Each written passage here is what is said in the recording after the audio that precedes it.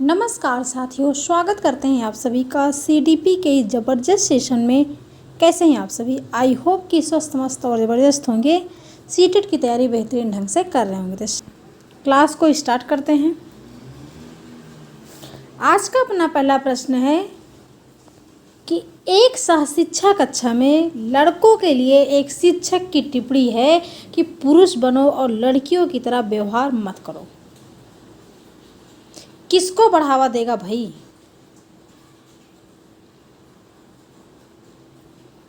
प्रश्न को ध्यान से समझिएगा कि प्रश्न क्या कह रहा है कि एक सहशिक्षा कक्षा में, सहशिक्षा कक्षा का मतलब समझ रहे हैं? ऐसी कक्षा जिसमें गर्ल भी हों और बॉयज़ भी हों, लड़के भी हों और लड़कियां भी हों, एक नियमित विद्यालय में समान शिक्षा ग्रहण करते हो। आप कह सकते हैं कि समावेशी कक्षा। क्या कह सकते हैं? समावेशी कक्षा कह सकते हैं। तो एक सह शिक्षा कक्षा में लड़कों के लिए एक शिक्षक बात कर रहा है कि पुरुष बनो और लड़कियों की तरह व्यवहार मत करो। यह किसको बढ़ावा दे रहा है? बताइए, किसको बढ़ावा दे रहा है? जेंडर समानता को, जेंडर रूढ़िबद्धता को, जेंडर भूमिका में लचीलापन, या फिर जेंडर समता को? किसको बढ़ावा देगा, है ना? किसको होना चाहिए यहाँ पर? तो आपका आंसर क्या होगा यहाँ पर? जेंडर रूढ़िवादिता को। क्योंकि बात किसकी की जा रही है कि पुरुष बनो, लड़कियों की तरह व्यवहार ना करो। लड़के और लड़कियों में क्या कर रहा है? भेदभाव कर रहा है। बी ऑप्शन आपका लॉक हो जाएगा। प्रश्न नंबर 2 देखिएगा। प्रश्न नंबर 2 क्या कह रहा है कि बच्चों द्वारा दी जाने वाली त्रुटियों के संबंध में निम्नलिखित में से कौन सा कथन सत्य है? क्वेश्चन क्या कह रहा है? पॉजिटिव, कि बच्चों द्वारा की जाने वाली त्रुटियां, जो बच्चे त्रुटि करते हैं, तो बच्चे त्रुटि करते हैं तो त्रुटियां अधिगम का हिस्सा है। त्रुटि वही करेगा जो कुछ सीखेगा। जो कुछ सीखेगा ही नहीं, वो त्रुटि कहाँ से करेगा? अगर आप सीटेट का एग्जाम दे रहे हैं तो प्रैक्टिस सेट लगा रहे हैं तो त्रुटि होगी, उसमें आप मिस्टेक करेंगे तो आप उस क्वेश्चन को सीखेंगे। अगर जिसको पढ़ना ही नहीं है तो त्रुटि कहाँ से करेगा? तो बात बताइए यहाँ पर क्या होगा?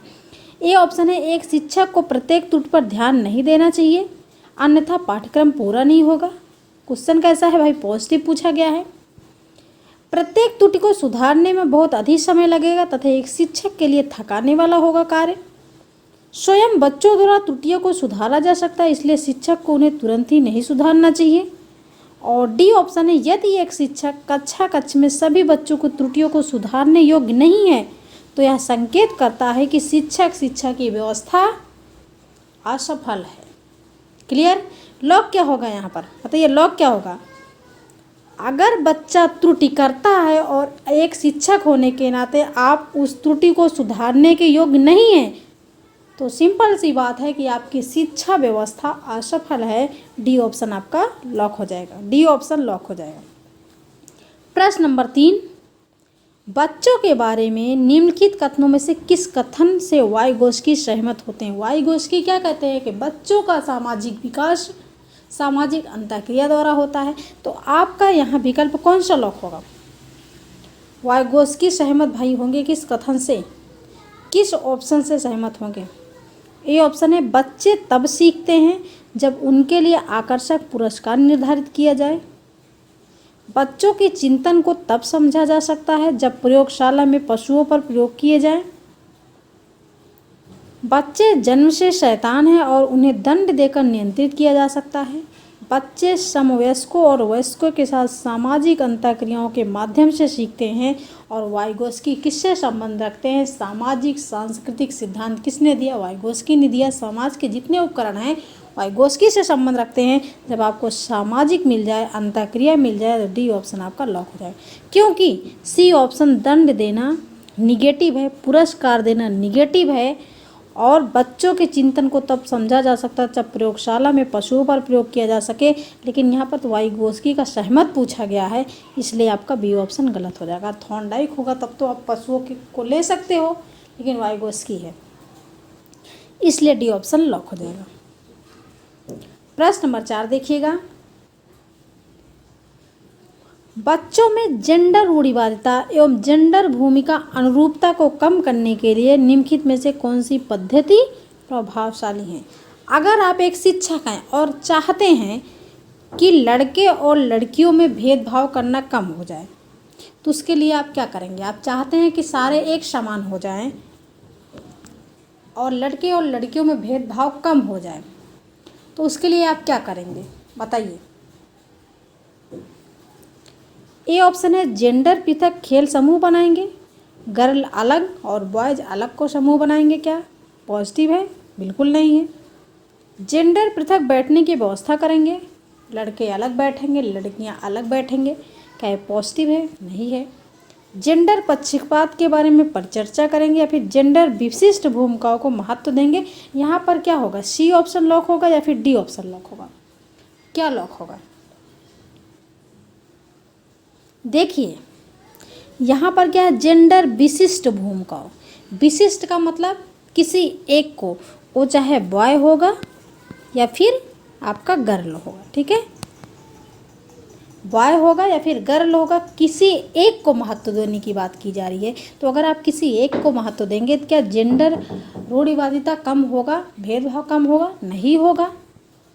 आपका सी ऑप्शन लॉक हो जाएगा कि जेंडर पक्षपात के बारे में चर्चा करेंगे। आप जेंडर पक्षपात के बारे में चर्चा करेंगे, भेदभाव को कम करने के लिए, लड़के और लड़कियों को एक समान रहने के लिए। आपका सी ऑप्शन लॉक हो जाएगा। तो साथियों, वीडियो कैसी लग रही है? अगर अच्छी लग रही है तो वीडियो को लाइक कर दीजिए और अपने दोस्तों में शेयर कर दीजिए, जिससे और भी लोग इस वीडियो को देख सके और उनको भी हेल्प मिल सके इस वीडियो से। बहुत सारे ऐसे प्रैक्टिस सेट लगाए हैं, अगर आप सारे प्रैक्टिस सेट को देख लेते हो थोड़ा सा समय निकाल के, तो ऐसा प्रश्न नहीं है जो सीटेट में नहीं आएगा। सारे प्रश्न आपका सीटेट का रिपीटेड प्रश्न पूछता है। प्रश्न नंबर 5 देखिएगा। प्रश्न नंबर 5 क्या कह रहा है, यह संभावित है कि एक बच्ची जो अपने माता पिता को गैर अनुरूपवादी जेंडर व्यवहार करते हुए देखती है। अच्छा बताइए, गैर अनुरूपवादी का मतलब क्या होता है? गैर अनुरूपवादी व्यवहार का मतलब होता है लड़के और लड़कियों में भेदभाव। कहीं आपको जेंडर रूढ़िवादिता मिलेगा, कहीं भेदभाव मिलेगा और कहीं गैर अनुरूपवादी। अगर गैर अनुरूपवादी मिल गया तो ऐसा लगा कि एकदम पहाड़ हो गया। अब तो क्वेश्चन पहाड़ हो गया, अब कैसे हॉल होगा? तो सीटेट कुछ नहीं है, सीटेट कुछ भी नहीं है। अगर आपको 90 नंबर में पास होना है तो आपका 75 नंबर तो पेडागॉजी का ही हो जाता है, अगर आपकी पेडागॉजी मजबूत है तब। तो हलवा है, सीटेट कुछ नहीं है। तो यहाँ पर है कि बच्ची जो अपने माता पिता को गैर अनुरूपवादी जेंडर व्यवहार करते हुए देखती है, वह बच्ची जो अपने माता पिता को देखती है कि माता पिता लड़के और लड़कियों में भेदभाव कर रहे हैं, तो बच्ची क्या करेगी? जेंडर रूढ़िवादिता का पालन करेगी, परंपरागत जेंडर रूढ़िवादिता पर सवाल उठाएगी, जेंडर निरंतरता का पालन करेगी या फिर जेंडर पूर्वाग्रह से ग्रसित होगी वो लड़की। तो जब अपने माता पिता को देख रही है कि लड़के और लड़कियों में भेदभाव कर रहे हैं, ऐसा व्यवहार कर रहे हैं, तो बी ऑप्शन होगा कि जेंडर भूमिकाओं पर सवाल उठाएगी। B option positive. प्रश्न नंबर 6 बताइएगा। प्रश्न नंबर 6 लॉक कीजिएगा कि एक शिक्षिका को विद्यार्थी के किस व्यवहार से यह इंगित होगा कि वह दृष्टिबाधित है। एक शिक्षिका हैं आप, एक शिक्षक हैं, आप बच्चों के किस व्यवहार से समझ पाएंगे कि बच्चा दृष्टिबाधित है, बच्चों को दिखाई नहीं दे रहा है? बताइए। श्यामपट्ट पर बहुत दूर से पढ़ने को चुनना, अगर बच्चा बहुत दूर से पढ़ रहा है कि नहीं मुझे तो बहुत दूर से पढ़ना है, तो क्या वो दृष्टिबाधित है? सूक्ष्म जानकारी वाले भौतिक नक्शों को पढ़ना, बारीक मुद्रक वाले कारपत्रों को तुरंत पूरा करना, पढ़ने में चुनौती महसूस करना और पढ़ते समय आंखें मिचलाना। आंखें मिचलाना कैसे मतलब? आंखें बंद करना, इसे जरा सी आंखें खोल के देखना। तो भाई कैसे पता लगाएंगी आप कि विद्यार्थी दृष्टिबाधित है? डी ऑप्शन आपका लॉक होगा कि पढ़ने में चुनौती महसूस करना, कि नहीं हम पढ़ लेंगे, लेकिन जब पढ़ने की बारी आए तो आंखें मिचलाना। डी ऑप्शन आपका लॉक हो जाएगा। प्रश्न नंबर 7 देखिएगा। अर्थपूर्ण अधिगम के लिए सीखना जिसका कोई अर्थ निकले। तो अर्थपूर्ण अधिगम के लिए क्या जरूरी है भाई? बच्चों को समादृत महसूस होना चाहिए, बच्चों के अनुभव को समाहित करना चाहिए, बच्चों को सवाल पूछने की अनुमति नहीं देनी चाहिए। बताइए, अनुमति देनी चाहिए या फिर नहीं देनी चाहिए? भाई बच्चों को सवाल पूछने की अनुमति बिल्कुल देनी चाहिए। आपका सी ऑप्शन निगेटिव है। बच्चों के अनुभव को समाहित करना चाहिए, बच्चों का जो अनुभव है उसको अपने ज्ञान के साथ जोड़ना चाहिए। आपका पॉजिटिव है। बच्चों को समादृत महसूस होना चाहिए। समादृत का मतलब क्या होता है? सम्मानित। बच्चों को सम्मानित महसूस होना चाहिए। तो बच्चों को सम्मानित तो महसूस तभी होगा जब बच्चों के अनुभव को आप अपने ज्ञान के साथ जोड़ेंगे। तो इसलिए ए ऑप्शन और बी ऑप्शन लॉक हो जाएगा। ए और बी, ए ऑप्शन आपका लॉक हो जाएगा बिल्कुल। प्रश्न नंबर 8। प्रश्न नंबर 8 देखिएगा कि रमेश 7वीं कक्षा में पढ़ता है। कितनी कक्षा में? 7वीं कक्षा में पढ़ता है। वह सामान्य बातचीत में तो ठीक है, लेकिन पढ़ते समय बार बार अटकता है। वह संभवतः किस रोग से ग्रस्त है? बताइए, किस रोग से ग्रस्त है? डिसलेक्सिया, डिस्फेजिया, डिसकैल्कुलिया या फिर डिस्ग्राफिया? डिसकैल्कुलिया गणितीय विकार, डिस्फेजिया, डिस्ग्राफिया या फिर डिसलेक्सिया? क्या लॉक करेंगे आप? आपका हो जाएगा पढ़ने में कठिनाई का जब अनुभव कर रहा है। भाई पढ़ने में तो है, पढ़ते समय जब कठिनाई का अनुभव कर रहा है तो इसका मतलब वो डिसलेक्सिया से ग्रसित है। डिस्ग्राफिया होता है जब आपका लिखने में बच्चा कठिनाई कर रहा होता, बी और डी में अंतर न समझ पाता हो, डब्ल्यू और एम में अंतर न समझ पाता हो, तब आपका डिस्ग्राफिया हो जाता है। क्लियर? प्रश्न नंबर 9। निःशुल्क एवं अनिवार्य बाल शिक्षा अधिकार अधिनियम 2009। निःशुल्क एवं अनिवार्य बाल शिक्षा अधिकार अधिनियम 2009 दिव्यांग बच्चों को निःशुल्क शिक्षा के अधिकारों को सुनिश्चित करता है। कितने वर्ष से कितने वर्ष के बच्चों के लिए? यहाँ पर बात की जा रही है कि आरटीई एक्ट 2009 दिव्यांग बच्चों की निःशुल्क शिक्षा के अधिकारों को सुनिश्चित करता है। आरटीई एक्ट 2009 दिव्यांग बच्चों को फ्री एजुकेशन दिलाता है। कितने वर्ष से कितने वर्ष के बच्चों के लिए? बताइए। 22 तो कट जाएगा, आपने 22 नहीं पढ़ा था कहीं में। 3 से 18 ये भी कट जाएगा। ए और सी में क्या होगा? ए ऑप्शन होगा या फिर सी ऑप्शन होगा? यहाँ पर तो बात किसकी की जा रही है? दिव्यांग बच्चों को। जब आरटीई एक्ट दिव्यांग बच्चों को फ्री एजुकेशन उपलब्ध कराता है 6 वर्ष से 18 वर्ष के बच्चों के लिए, ए ऑप्शन आपका लॉक हो जाएगा। लेकिन जब 6 वर्ष से 14 वर्ष के बच्चों के लिए बात की जाती है तो सामान्य बच्चों के लिए, ठीक है। निःशुल्क एवं अनिवार्य बाल शिक्षा अधिकार अधिनियम समांग देश के सभी बच्चों को, सामान्य बच्चों को फ्री एजुकेशन दिलाता है 6 वर्ष से 14 वर्ष के बच्चों को, लेकिन यहाँ दिव्यांग है इसलिए ए ऑप्शन आपका लॉक होगा।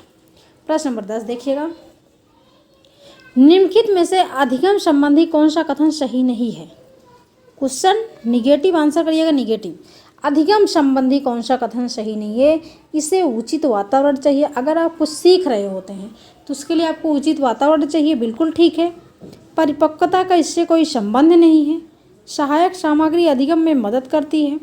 अगर आप ज्योग्राफी पढ़ रहे हो और आपको मानचित्र मिल जाता है तो क्या और मज़ा आ जाएगा भाई समझने में, और फील्ड ट्रिप पे चले गए तो और मज़ा आ जाएगा। तो इसलिए सहायक सामग्री मदद करती है। अधिगम प्रक्रिया में प्रेरणा महत्वपूर्ण है। कुछ सीख रहे हैं, अगर आपको थोड़ा सा मोटिवेशन मिल गया तो और मज़ा आ जाएगा। जैसे यहाँ पर आप लोग लाइक नहीं करते हो, अगर आप लाइक करते हो तो क्या होता है? मनोबल और बढ़ता है। कमेंट करते हो तो उससे भी ज़्यादा मनोबल बढ़ता है, अच्छा कमेंट आता है तो यही एक साधन है मनोबल बढ़ाने का। तो यहाँ पर क्या है? प्रेरणा सबसे महत्वपूर्ण होता है। तो यहाँ पर पूछा कौन सा कथन सही नहीं है, तो परिपक्वता का इससे कोई संबंध नहीं है, यही क्या है? निगेटिव है। बी ऑप्शन यहाँ पर लॉक हो जाएगा। प्रश्न नंबर 11। निम्नलिखित में से कौन सा द्वितीय समाजीकरण एजेंसी का उदाहरण है? द्वितीय, जब प्राथमिक समाजीकरण एजेंसी का उदाहरण पूछा जाए, प्राथमिक समाजीकरण, तब आप क्या लॉक करेंगे? प्राथमिक सामाजिकरण कारक कौन सा है आपका? परिवार एवं पास पड़ोस। लेकिन यहाँ पर पूछा क्या गया है? द्वितीय सामाजिकरण एजेंसी का कारक।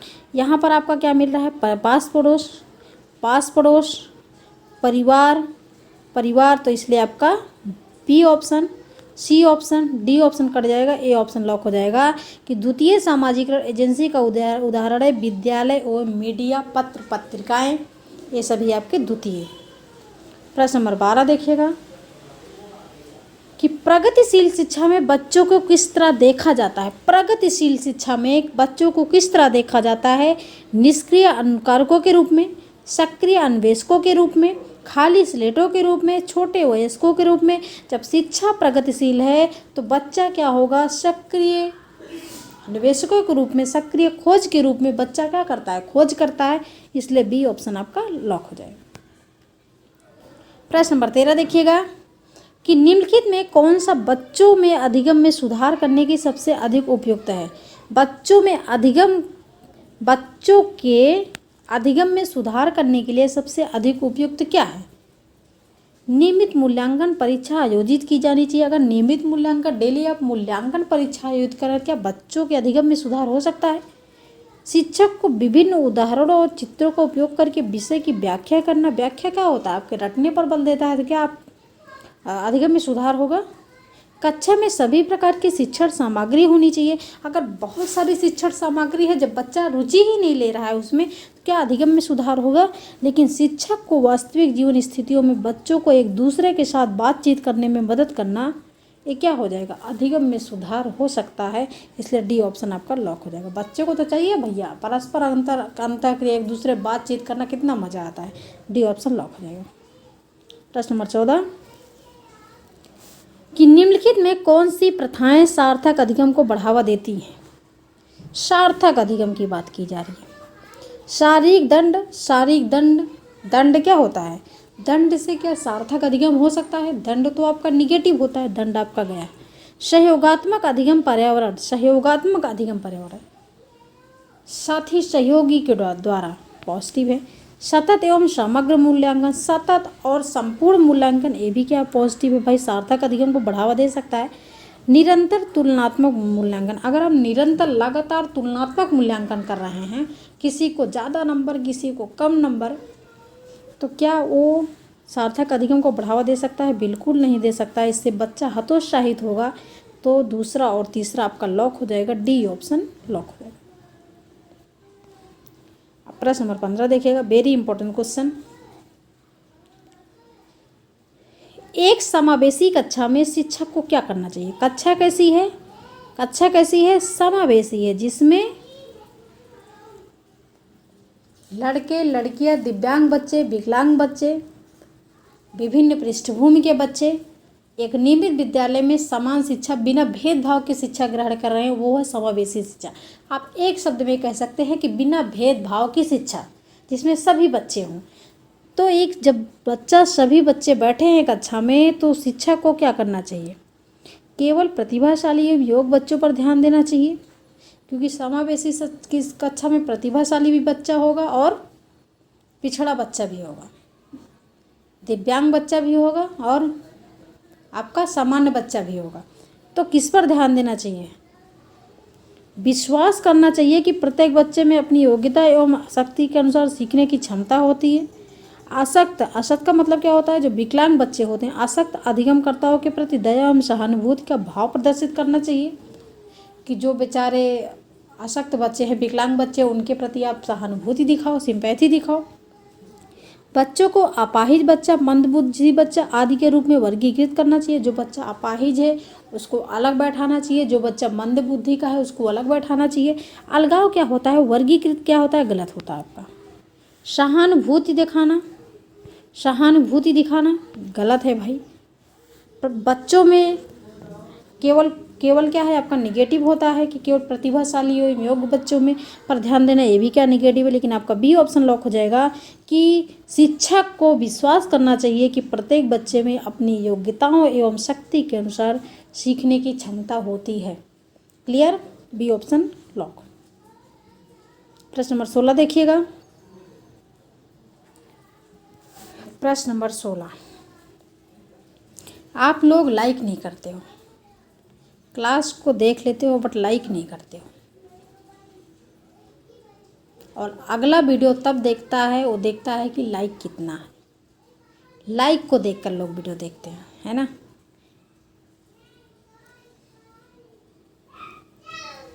जीन पियाजे के अनुसार 2 से 7 वर्ष के बीच का बच्चा एक संज्ञानात्मक विकास की अवस्था में है।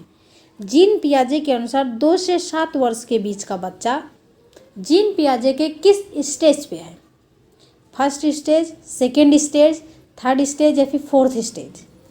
तो संवेदीगामक अवस्था, संवेदीगामक अवस्था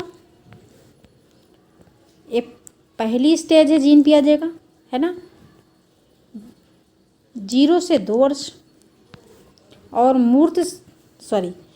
संवेदीगामक अवस्था पूर्व संक्रियात्मक अवस्था होती है, पूर्व संक्रियात्मक अवस्था 2 से 7 वर्ष, और मूर्त संक्रियात्मक अवस्था 7 से 11 वर्ष, और अमूर्त 11 से ऊपर।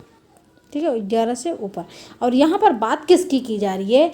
2 से 7 वर्ष। 2 से 7 वर्ष के बीच का बच्चा संज्ञानात्मक विकास की किस अवस्था में है? जीन पियाजे ने संज्ञानात्मक विकास में कितनी अवस्थाएं बताई है? तो 4 अवस्थाएं बताई है। संवेदीगामक अवस्था, पूर्व संक्रियात्मक अवस्था, मूर्त संक्रियात्मक अवस्था और अमूर्त संक्रियात्मक अवस्था। जब 2 से 7 की बात की जाए तो इसका मतलब बच्चा सेकेंड स्टेज पे है। आपका ए ऑप्शन लॉक हो जाएगा। प्रश्न नंबर 17, बच्चे कैसे सीखते हैं? बच्चे कैसे सीखते हैं? प्रयोग व अन्वेषण द्वारा, प्रयोग व खोज द्वारा, सुनकर व रटकर, चर्चा व मनन करके, चीज़ें बनाकर व करके। बताइए बच्चे कैसे चीज़ सीखते हैं? सबसे पहली बात तो बच्चे चीज़ें बनाते हैं। जिसके घर में बच्चे होंगे वो देखते होंगे कि बच्चे बहुत सारी चीज़ें बनाते हैं जो आप सोच भी नहीं सकते हो। बच्चे चीज़ें बनाते भी हैं और सीखते भी हैं। ठीक है, तो डी ऑप्शन आपका पॉजिटिव है। चर्चा व मनन भी करते हैं बच्चे, पॉजिटिव है। सुनकर व रटकर क्या है आपका भाई? निगेटिव है। और बच्चे प्रयोग भी करते हैं और खोज भी करते हैं, ये भी क्या है? पॉजिटिव है। ए, सी और डी आपका लॉक हो जाए। कहाँ है? सी ऑप्शन यहाँ है। प्रश्न नंबर 18, खिलौने के रूप में गुड़िया मिलने पर रोहन की प्रतिक्रिया थी, मुझे यह खिलौना पसंद नहीं है क्योंकि लड़के गुड़िया से नहीं खेलते। यह किसका उदाहरण है? खिलौने के रूप में गुड़िया मिलने पर रोहन की जो प्रतिक्रिया थी, रिएक्शन था कि मुझे यह खिलौना पसंद नहीं है क्योंकि लड़के गुड़िया से नहीं खेलते। उस लड़के को क्या लग रहा है? उसके अंदर जो मानसिक भेदभाव है, मानसिक रूढ़िबद्धता है कि नहीं, लड़के गुड़िया से नहीं खेलते, लड़के जो है लड़कियां गुड़िया से खेलती हैं।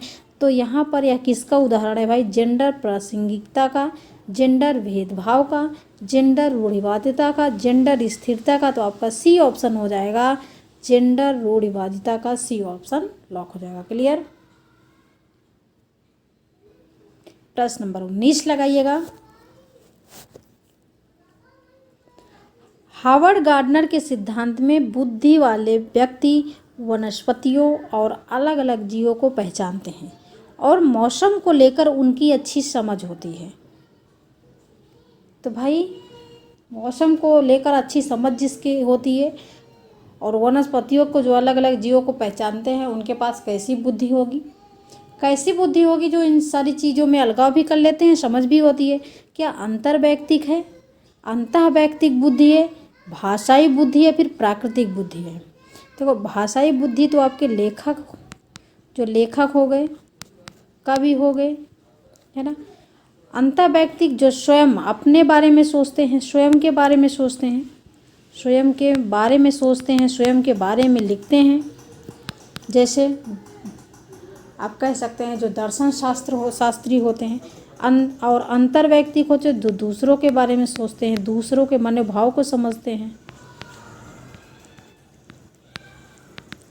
तो यहाँ पर बात किसकी की जा रही है? वनस्पति या जो पेड़ पौधे होते हैं वो क्या है? वो इंसानों द्वारा बनाए गए हैं या फिर नेचुरल है? तो प्राकृतिक है। जीव क्या है? ये प्राकृतिक है। मौसम क्या है? प्राकृतिक है। आजकल आप देख रहे हैं मौसम कितना ख़राब है, हमारे यहाँ तो बहुत ज़्यादा ख़राब है। तो ये जब प्राकृतिक है तो इसका मतलब उसके पास प्राकृतिक बुद्धि है। डी ऑप्शन आपका लॉक हो जाएगा कि हार्वर्ड गार्डनर ने 8 प्रकार की बुद्धि बताई है कि मनुष्य के अंदर 8 प्रकार की बुद्धि होती है और 8 प्रकार की बुद्धि में एक बुद्धि है जो प्राकृतिक बुद्धि है। सिंपल है, बहुत आसान है। डी ऑप्शन आपका लॉक हो जाएगा। प्रश्न नंबर 20, समावेशी शिक्षा शब्द का अर्थ है। समावेशी शिक्षा शब्द का क्या अर्थ है?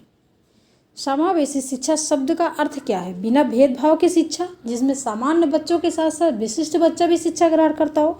अनुसूचित जाति और अनुसूचित जनजाति के बच्चों की शिक्षा, सामान्य बच्चों के साथ विकलांग बच्चों की शिक्षा, बहुकक्षीय व्यवस्था में शिक्षा, अल्पसंख्यक समूह के बीच शिक्षा। जब समावेशी शिक्षा का अर्थ पूछा गया है तो सामान्य बच्चों के साथ विकलांग बच्चों की शिक्षा, यानी कि सामान्य के साथ विशिष्ट बच्चों की शिक्षा। क्लियर?